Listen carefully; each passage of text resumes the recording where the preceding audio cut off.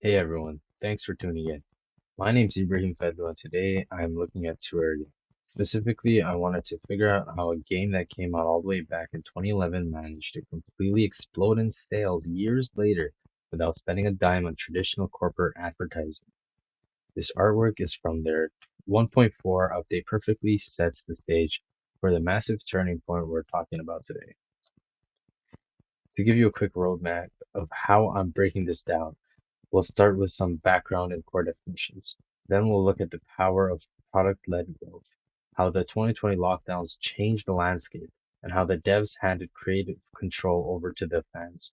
And finally, what the wider industry can learn from this success story. So for a bit of context, Terraria is a 2D sandbox survival game that dropped back in 2011. To understand its massive resurgence, we need to look at two concepts. First is product-led growth. Instead of dumping money into flashy ads, the developers put every cent back into making the game actually better with free updates. The second concept is FOMO, or the fear of missing out. When a game gets this much community hype, it becomes a cultural moment and people buy it just to be part of the wave. This brings us to the ultimate catalyst, the version 1.4 update called Journey's End, which dropped in May 2020. The devs marketed this heavily as the definitive final major content update for the game, bringing massive new challenges like the Empress of Light boss by framing it as the end of an era. They triggered an insane wave of nostalgia and urgency. Millions of old players saw this and rushed back in to see how it all ended. But a huge update only works if people have the time to play it. Right when Journey's End dropped, global pandemic lockdowns forced everybody indoors. Suddenly routines were shattered, commutes were gone, and people were stuck at home with massive voids of free time. Naturally, the globe demanded for digital entertainment the global demand for digital entertainment just absolutely skyrocketed. The numbers here are wild. The first half of 2020 alone, historic US video game sales hit a record-breaking $6.6 billion, the highest the industry had seen since 2010. Everybody across literally every demographic was suddenly gaming and actively looking for their next digital escape.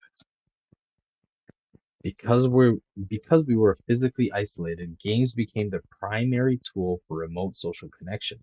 This is where Terraria absolutely dominated. For less than $10, it offered a highly affordable, deeply communal multiplayer sandbox. It allowed groups of friends to host servers, gear up, and explore together, making it the perfect remedy for the isolation everybody was feeling.